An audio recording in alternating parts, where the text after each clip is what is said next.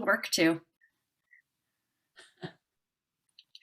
I thought this is our chance to actually see who gets fully dressed in the morning on Zoom. I usually don't. In fact, I sat down and opened my notes and went, oh yeah, and I went and got my shoes. So there was a question in the book this week about how many pairs of shoes you own, and I haven't counted, but even after moving and getting rid of a lot, I know I have. The answer is always far more than I wear. So, yeah. All right, it looks like most of us are back. So now that you've got your shoes, I'm going to ask all of us to take them off. I'd like you to take them off and just put them next to you there. And just feel your bare feet or your socks. And I'd like us to think about this time together as a sacred space and a time to be on holy ground in the presence of God together. So our first scripture passage, I pulled several of the passages from the book this week. And this one is from Exodus 3, chapter 1, verses 1 through 5. And this is taking place after Moses has essentially been on the run for 40 years. He'd been born in Egypt as a Hebrew slave. He was raised in the palace as an Egyptian prince. And he was heir to the Egyptian throne. He led armies in victorious battle. He had incredible status, but he was also raised with the influence of his Hebrew mother, and he chose to identify with God's people. Hebrews 11:24 through 26 tells us, by faith, Moses, when he became of age, refused to be called the son of Pharaoh's daughter, choosing rather to suffer affliction with the people of God than to enjoy the passing pleasure of sin, esteeming the reproach of Christ greater riches than the treasures in Egypt, for he looked to the reward. So as he identified with his people, he then saw a Hebrew slave being beaten by an Egyptian, and in response, he killed this Egyptian and hid his body in the sand. Acts 7:23 through 25 tells us that story and some of the motives behind it. It says, when Moses was 40 years old, he decided to visit his own people, the Israelites. He saw one of them being mistreated by an Egyptian, so he went to his defense and avenged him by killing the Egyptian. Moses thought that his own people would realize that God was using him to rescue them, but they did not. So Moses had fled from Egypt, fled from this murder at age 40. And now this takes place 40 years later. So he has been in the desert country of Midian for 40 years. He had seen everything so clearly when he was growing up. He was this highly educated, great military leader. He had influence, he had authority, he identified with his oppressed people, and surely God had set him up to be their deliverer. And when the plan blew up in his face, he fled to Midian. So can you imagine the scandal here? This is the prince of Egypt, the heir to the throne, and he flees the country after murdering one of his people. I mean, can you imagine what the newspapers would do with that in our modern world? So he fled to Midian. He married Zipporah. He names his son Gershom, and Gershom means a foreigner there. And he says, I have become a foreigner in a foreign land. So everything about his life has completely turned upside down. And he's been in this place now for 40 years. This must have felt like the end of his story. But now in Exodus chapter 3, we hear this. Now Moses was tending the flock of Jethro, his father-in-law, the priest of Midian, and he led the flock to the far side of the wilderness and came to Horeb, the mountain of God. There the angel of the Lord appeared to him in flames of fire from within a bush. Moses saw that though the bush was on fire, it did not burn up. So Moses thought, I will go over and see this strange sight, why the bush does not burn up. When the Lord saw that he had gone over to look, God called to him from within the bush, Moses, Moses. And Moses said, Here I am. Do not come any closer, God said. Take off your sandals, for the place where you are standing is holy ground. So now from age 40 to age 80, Moses has been a shepherd and tending his father-in-law's sheep. Not even his own sheep. These are his father-in-law's sheep. I read a quote from a commentator that said, in Egypt, Moses learned how to be somebody. In Midian, he learned how to be nobody. He served and labored for 40 years on behalf of his new family as a foreigner in a foreign land. He was an obscure shepherd in the desert of Midian, doing what he had done every day for 40 years, taking out the sheep and tending them. And Exodus 3:3 talks about him going to the far side of the wilderness. I mean, if the wilderness is not desolate enough, now we're at the far side of the wilderness. And Horeb probably means either desert or desolation. So you can see the setting here. I mean, this is as barren and desolate and ordinary a place as possible. But it's here that the Lord appears to him in a burning bush, calls him to return to Egypt to deliver God's people. So verse 5 says, Do not come any closer, God said. Take off your sandals, for the place where you are standing is holy ground. Now, Jill Duffield in the book this week asked, why was he asked to take off his sandals? What did this symbolize? And I did some reading about this. Certainly, many of us know that in many cultures, even today, removing your shoes is an act of humility, an act of respect, even an act of reverence. There's this idea of putting off the profane, the dirty, the ordinary in order to approach the holy. There's also a sense in which you are forfeiting comfort. So maybe as you're sitting there in your bare feet, maybe you're more comfortable, but maybe you're also wanting that support of those shoes, but you've chosen to forfeit that comfort and your rights in submission to being in the presence of God. There's a 19th century Jewish theologian, Rabbi Hirsch, who said, taking off one's shoes expresses giving oneself up entirely to the meaning of a place, to let your personality get its standing and take up its position entirely and directly on it, without any intermediary. In our culture, we might talk about this of being grounded. Maybe you've taken a yoga class where you're barefoot and you're spreading your feet out on your mat, barefoot on the floor, feeling that groundedness.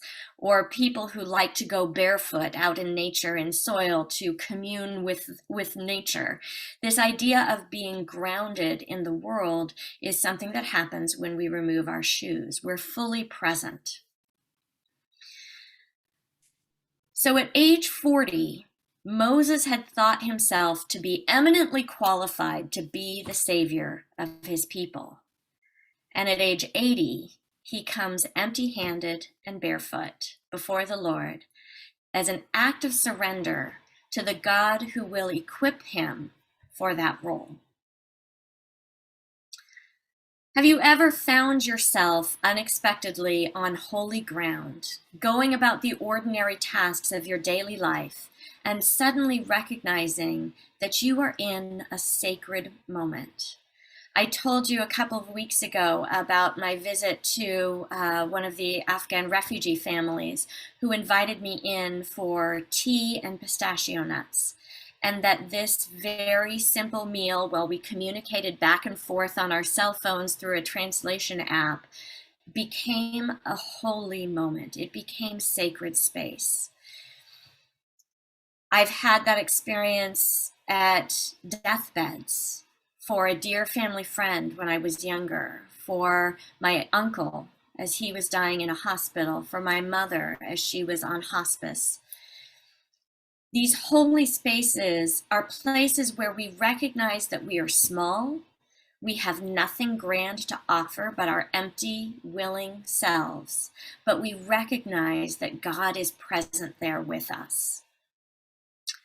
On page 93 of the Lent in Plain Sight book, Jill Duffield describes her experience as a hospital chaplain, and she visits this deeply depressed woman in a psychiatric ward. And she writes, "As she, this woman, laid bare her heart, trusting me with her suffering, the well-polished linoleum floors became holy.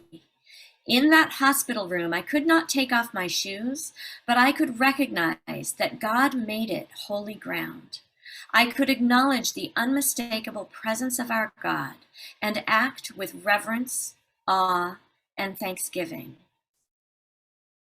So these moments often come to us unexpectedly in the ordinariness of our daily lives. Ro and Melinda, your 3-hour coffee date became a sacred space of shared fellowship. When we attune ourselves to recognize these moments, to acknowledge their sacredness, to empty ourselves and allow God to ignite and make his presence known within us, that's when we have these theophanies, not tiny theophanies, but maybe bigger theophanies, where God reveals himself in us and through us like he did in the burning bush. So sometimes God tells us to take off our shoes, but sometimes he tells us to put them on. So the next passage we'll look at is from Mark 6. And this is when Jesus has been teaching and traveling with his disciples in his ministry around the countryside of the region. And now he's gathering his disciples and he's sending them out on their own in pairs to preach, to heal, and to deliver people from bondage to evil spirits.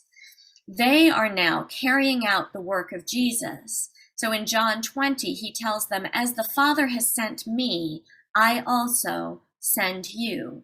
He has modeled for them what this ministry looks like, and now it's their turn to go out and do their student teaching, if you will. So these were his instructions in Mark 6, verses 8 and 9. "Take nothing for the journey except a staff, no bread, no bag, no money in your belts. Wear sandals, but not an extra shirt." So why would they be asked to take nothing? Shouldn't they at least have some basic supplies? And there's several reasons for this. The first is that it marks them as having a single focus. Traditionally, as people went into the temple, they were to carry no money bag, no extra possessions, but to come in empty-handed to show that the only business that they had there was to worship.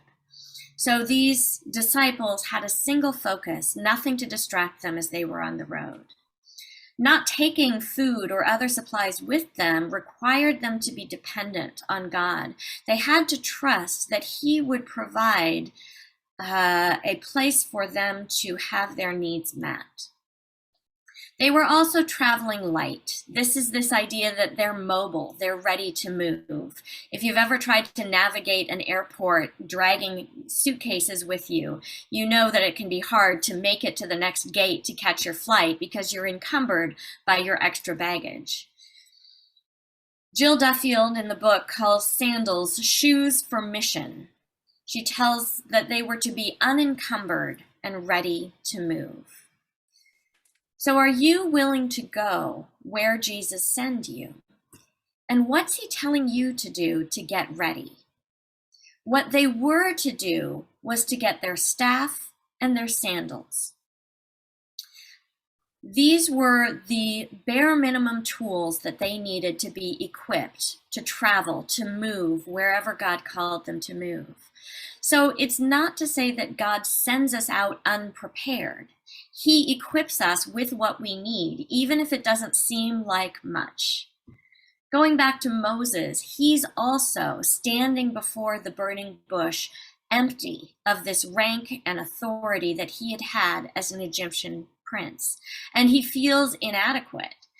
As we go on to Exodus chapter 4, Moses answered the Lord, "What if they do not believe me or listen to me and say, 'The Lord did not appear to you'?" Then the Lord said to him, "What is that in your hand?" And do you know what Moses the shepherd had in his hand? He had a staff.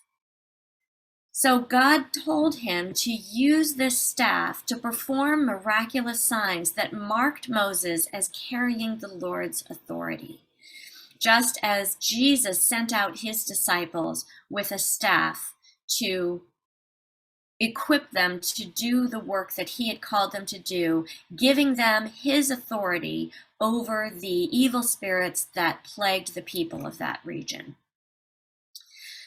Commentator David Guzik writes, "This reflects a precious principle regarding how God uses people. God used what Moses had in his hand. Moses' years of tending sheep were not useless. Those years had put into Moses' hand things that he could use for God's glory. God didn't use the scepter that was in Moses' royal hand when he lived in Egypt. He used the simple shepherd's staff." So are you ready to move with the simple things that God has put in your hand and on your feet? Or are you carrying excess baggage? Jesus calls them to ready themselves, but not to take anything extra. I was thinking this week as we were reflecting on shoes about Imelda Marcos. You may remember that she was the wife of the dictator Ferdinand Marcos of the Philippines, and they were deposed in 1986. And they discovered as they went into the palace that she famously had this enormous number of shoes. It's been counted in different ways, at least 1,200, possibly as many as 3,000 pairs of shoes. Now, all of us feel much better about the number of shoes that are in our closets. So Corazon Aquino, who was the democratically elected president who came after this regime change, displayed these shoes in the palace publicly as a symbol of the greed and excess of this former regime. These shoes became a symbol of that excess and exploitation in a nation where many people still walked around barefoot in abject poverty. So I was curious about what happened to these shoes. And I learned that they were later transferred to a museum, boxed up and stuck in storage. And they were discovered 25 years later after a flood in that part of the museum. And they found that they had been just destroyed by mold and termites. And I thought, what an illustration of Matthew 6:19 through 21. Which says, "Do not store up for yourselves treasures on earth, where moths and vermin destroy, and where thieves break in and steal. But store up for yourselves treasures in heaven, where moths and vermin do not destroy, and where thieves do not break in and steal. For where your treasure is, there your heart will be also." So Jesus tells his disciples to ready themselves, but to travel light. Sometimes we might delay in following Jesus until we think we're ready, that we think we're equipped, that we think we have enough to offer, or that we are enough to do what God is calling us to do. We get bogged down in stuff and distractions that hinder us from responding to God's call. And I think I mentioned the other week one of my mom's routine teachings, which was that God doesn't call the equipped, he equips the called. God will provide all that you need to serve him. So you get up, you put on your shoes, and you go. So sometimes God calls us to put on our shoes as an act of faith. This takes us to the passage in Acts 12, where Peter is in prison. And the context of this is King Herod Agrippa had seized the apostle James. This is the James, the inner circle of Jesus, Peter, James, and John. And he had killed him with the sword, likely beheading him in this grisly execution. So James was the first of the apostles to be martyred. And as we know, that martyrdom went on through all of Jesus's disciples. So this has just happened, and this pleased the Jews. So for political gain, Herod now sees as Peter the next of Jesus's inner circle, and he's preparing to execute him as well. And can you imagine Peter's trauma and fear? His dearest friend has just been executed, and now he has been captured and is in prison. So we pick the story up in Acts 12, verses 6 through 11. The night before Herod was to bring him to trial, Peter was sleeping between two soldiers, bound with two chains, and sentries stood guard at the entrance. He wasn't going anywhere. Suddenly an angel of the Lord appeared, and a light shone in the cell.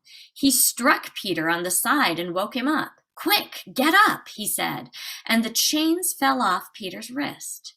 Then the angel said to him, "Put on your clothes and sandals." And Peter did so. "Wrap your cloak around you and follow me," the angel told him. Peter followed him out of the prison, but he had no idea what the angel was doing was really happening. He thought he was seeing a vision. They passed the first and second guards and came to the iron gate leading to the city. It opened for them by itself, and they went through it. When they had walked the length of one street, suddenly the angel left him. Then Peter came to himself and said, "Now I know without a doubt that the Lord has sent his angel and rescued me." So when the angel tells him to put on his sandals, Peter has no idea what's happening. He seems to be almost in a trance. Perhaps he even thinks that he's being led to his execution. Peter's in chains. He's held captive without any hope. Everything is pointing to the fact that this is the end of the line for Peter. But even so, when he's told to put on his shoes, he obeys. He puts on his shoes in faith that God will make a way for him to walk in when no hope of any way forward is apparent. God asks this same faith of the people of Israel back in Exodus. So Moses returns to Egypt, and after 430 years of enslavement, God promises his people through Moses that he will deliver them, and that he will deliver them that very night. So over and over, Moses has gone to Pharaoh, and Pharaoh has refused Moses' demands to let them go. But this time, God assures them, will be different. He directs each family to slaughter a lamb, paint the blood on their doorways, and eat a meal in haste. Exodus 12, verse 11 says, "This is how you are to eat it. Your cloak tucked into your belt, your sandals on your feet, and your staff in your hand. Eat it in haste. It is the Lord's Passover." So here's that sandals and staff again. It's the middle of the night, but they're ready to go with sandals and a staff. They're ready to walk out the door. What an act of faith. It's one thing to say that you believe that God will deliver you. It's another thing to put on your shoes so that you're ready to go when he moves. So is there an area of your life where you feel stuck, where you feel you're held captive or even enslaved to circumstances or powerful and long entrenched patterns of thinking or behavior? Have you been waiting so long for deliverance that you've given up hope that anything will ever change? Do you believe that God can make a way forward where you see none? Well, we know the story. God not only leads his people out of Egypt, but when they then reach a dead end at the sea, he parts the waters to make a way forward for them. And he reminds his people of this event in Isaiah chapter 43, saying, "Do not fear, for I have redeemed you. I have summoned you by name. You are mine. When you pass through the waters, I will be with you. And when you pass through the rivers, they will not sweep over you. When you walk through the fire, you will not be burned. The flames will not set you ablaze. For I am the Lord your God, the Holy One of Israel, your Savior. This is what the Lord says, he who made a way through the sea, a path through the mighty waters, who drew out the chariots and horses, the army and reinforcements together, and they lay there, never to rise again, extinguished, snuffed out like a wick. Forget the former things. Do not dwell on the past. See, I am doing a new thing. Now it springs up. Do you not perceive it? I am making a way in the wilderness and streams in the wasteland. I love verse 19, this command for them to see the new thing that he's doing. Do you not perceive it? See, look, notice. He's calling us to open eyes of faith, to see the work that he's doing, that when we see no way forward, when we feel stuck and trapped and can't see any hope of any future, to open our eyes of faith so that we can perceive the way that God is providing, that we would have hope to forget the former things, to stop dwelling on the past, and to perceive this way forward in the wilderness. God makes a way, but we need to look for it. We need to trust in faith that he will reveal it to us and lead us down it if we put on our shoes. So once we put on our shoes to follow Jesus, where do we go? What do we do? In our last study on the book of Ephesians, Pam Lau taught us from chapter 6 about the full armor of God. So I'm not going to go through that full armor again. But we remember that when Satan attacks or intimidates us, we are to take up this full armor of God and stand firm in the Lord's strength and in mighty power. And part of our equipment is to fit our feet with the readiness that comes from the gospel of peace. Now, footwear might seem like a strange piece of armor, but it's actually a crucial element of a soldier's uniform. Napoleon said that he made war not so much with the arms of his soldiers as with their legs. French Army Marshal Adolphe Niel said that shoes for his infantry were as important as horses for his cavalry. And when the Duke of Wellington, the namesake of Wellington boots, was asked about a soldier's most important equipment, he famously replied, firstly, a pair of good shoes. Second, a pair of good shoes. And thirdly, a pair of half soles. And I had to look up half soles, but these were used to repair the worn out soles of boots. So the shoes of Roman battle soldiers were these studded sandals, and they provided traction and durability for marching and for battle. But the shoes that God provides us are shoes for spreading the gospel of peace. So what is this gospel of peace? It's the good news. It's the good news that Christ has won the battle against the enemy. The war is over, and we are tasked with sharing this good news far and wide. Isaiah 52 verse 7 says, "How beautiful on the mountains are the feet of those who bring good news, who proclaim peace, who bring good tidings, who proclaim salvation, who say to Zion, your God reigns. So where God reigns, peace reigns. But we live in a world where God's rule is not known and is not lived out. If God has won the war, if God reigns, if God is on his throne, why do we look around and see anything but peace?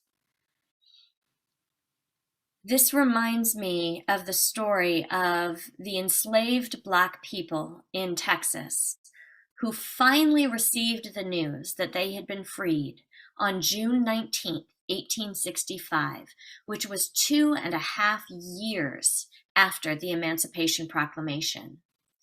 These freed people then celebrated with Jubilee Day, which has later come to be called Juneteenth, which is now a federal holiday across the United States.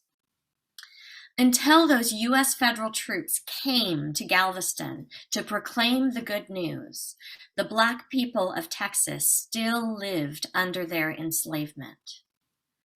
So how beautiful on the mountains are the feet of those who bring good news, who proclaim peace, who bring good tidings, who proclaim salvation, who say to people everywhere enslaved to the brokenness of a sinful world that God is on his throne and the gospel of peace is available to all. So this is why we are to put on our shoes. We have good news to share with those who are suffering. God calls us to take off our sandals out of reverence, to humbly acknowledge our emptiness, and to receive from him all we need to be equipped for the mission on which he is sending us. And then he calls us to put on our sandals, to be ready to follow the path that he has for us, proclaiming good news of deliverance for all people. Either way, these calls to take off or put on our shoes can come when we least expect them, even at the beginning of Bible study. Our job is to respond with faith, to open our eyes to see God's presence and the path that he's calling us to travel, participating with him in his holy gospel work. So let's put on our shoes and go. And now I'm going to ask you to go ahead and put on your shoes. And I'm going to make sure that we're in our breakout rooms while you do that. And then we'll go to our small group discussion. Thank you, Karen.